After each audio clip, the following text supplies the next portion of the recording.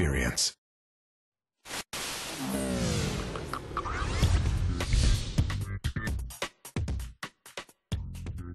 Hello, I'm Ingrid Willinge and warm welcome to Media Week. Ahead on the program today, Netflix disappoints the market with its latest subscriber numbers, plus what this year's InStyle Man of Style Awards means for Pacific Magazine's publisher Jackie Frank will be joining us with all the details a little later in the program.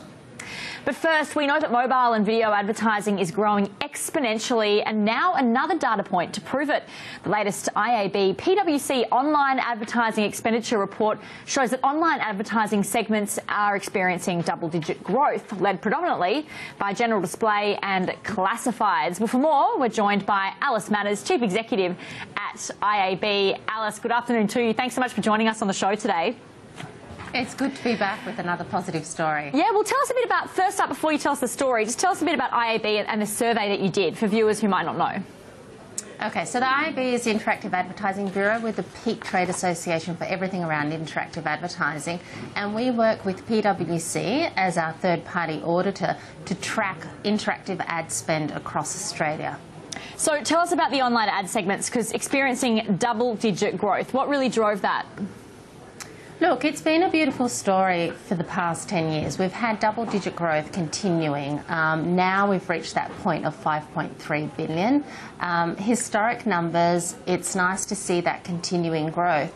But what's really good is to look at it in terms of the context of the total ad pie, and we are the largest segment at the moment. The key areas within it, what we do is we break it up into display, which is your beautiful rich media ads and your banners. Then we have classifieds, and then we have search. Within that, a huge growth is coming from the display area, and our two continuing stars are mobile and video. So it's a very fast pace of growth in general display in this survey. So what exactly drove the fast pace? The fast pace is coming from mobile. So mobile, if we look at the total online ad spend, is 5.3 billion for the last financial year. 1.1 billion of that is mobile. And that really comes down to consumer usage. So if you look at digital screens, mobile now and smartphones are the highest used. And it's really diverse in terms of what consumers are doing. So they're spending about 33 hours a month. And then if you break that down within that, we've got 3 out of 4 who are doing online banking. We've got 70% who are purchasing online. We've got music. And then we've got video at 70% in terms of watching video on the mobile. So mobile is driving that. And then you also have the video piece. Video is off a smaller base, but 100% year-on-year growth, which is huge. And what is interesting with that is seeing that the traditional TV marketers are now moving their spend onto online video. I mean, this probably doesn't come as a massive surprise, though, in terms of what you would have been expecting from the survey, right? No, I mean, we've seen this. The last time you and I sat down, we had very similar results. I think what is really important to see is that it's that continuing growth, and it's a continuing strong growth. And what that shows is that, you know, marketers are really seeing that engagement and that return on engaging with consumers with interactive advertising. Yeah, so it backs the story up more and more. The growth of search and directories, you mentioned, softened. What was behind that? Well, I mean, search and directories was always such a big piece of it. And I think now it's really coming into that holistic play. So if you look at the display piece, having mobile and video and them being the drivers, but search and directories is still at 47% of that, general display at around 33%, and then classifieds at 19%. If we look at it globally in terms of the US and the UK, they're slightly stronger in the search and directories. Where I think we're slightly different, which is wonderful, is around classifieds. We have really strong classifieds versus US or UK.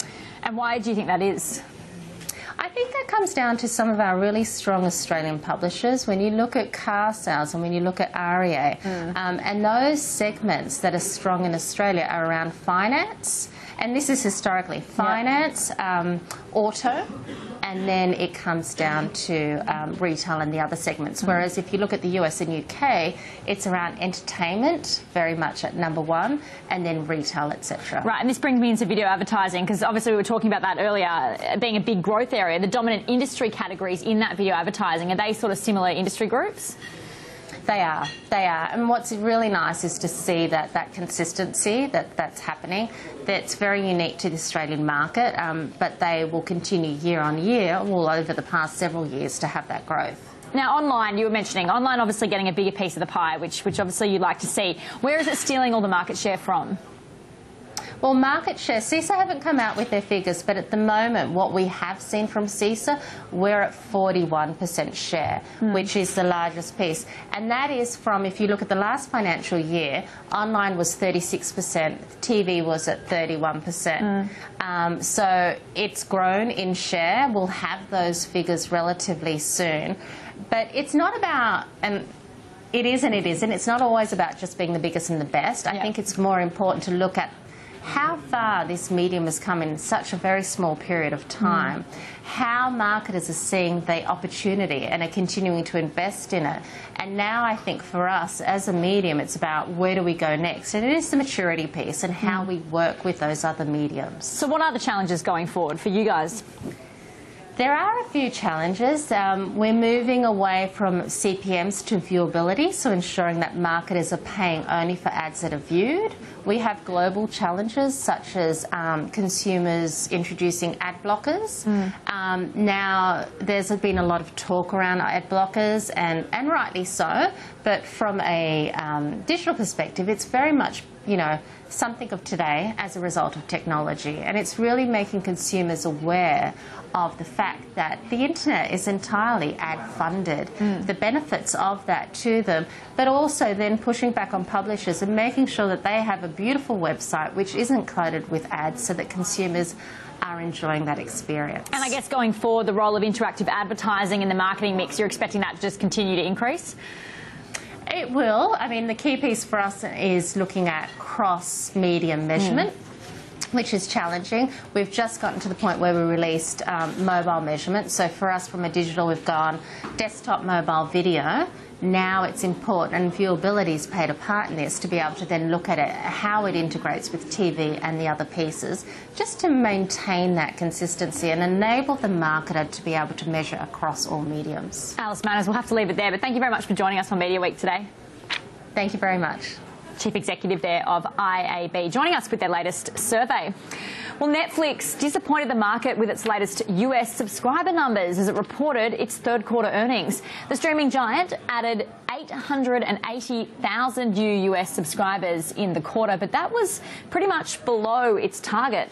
Its worldwide subscriber base swelled to 69 million members, and it's projected to hit 74 million by year end. Profit tumbled 50% on year in the quarter, sending shares tumbling in extended trading before rebounding to make back most of those losses. Rupert Murdoch warded off a shareholder revolt at News Corp's annual general meeting, which lasted just 24 minutes. The media mogul thanked the majority of shareholders for voting against an attempt to reduce the Murdoch family's control over the company. Laura Schaffer-Campos, the director of the Nathan Cummings Foundation, unsuccessfully led a proposal calling for the elimination of News Corp's dual-class capital structure.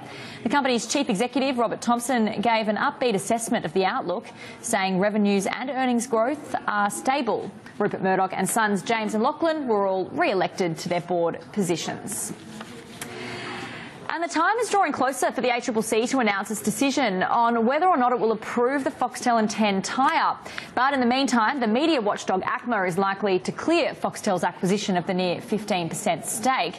According to Fairfax, the senior manager at the regulator says it will likely be cleared on the basis that Lachlan Murdoch will not control the free-to-air network as a result of the deal. The bigger hurdle, though, will come next week when the ACCC is set to release its ruling, confirmed by Rod Sims to us on Sky News Business. Let's get more now. We've got Evan Lucas live from IG now for more on the media space, and in particular that Foxtel 10 tie-up. Finally, we'll get an announcement from the ACCC next week. Evan, implications if this does go through for 10?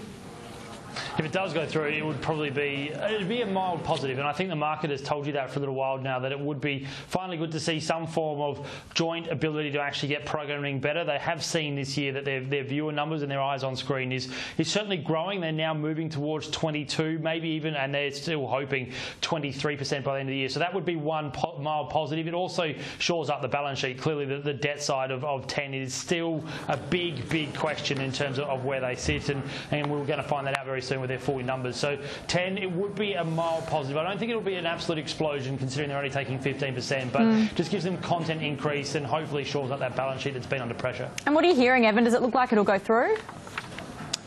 The more and more we hear from the street, yes, it does certainly seem like those fears have been alleviated from the ACCC. The original one was obviously concerned around the regional side of the deal and whether or not content into the region would be obliterated with having it all consolidated back into the urban areas. That looks like they've managed to get around that in terms of what I'm hearing anyway. So you would assume it will get through. The way the market is trading also believes that's the case. So that would be my conclusion.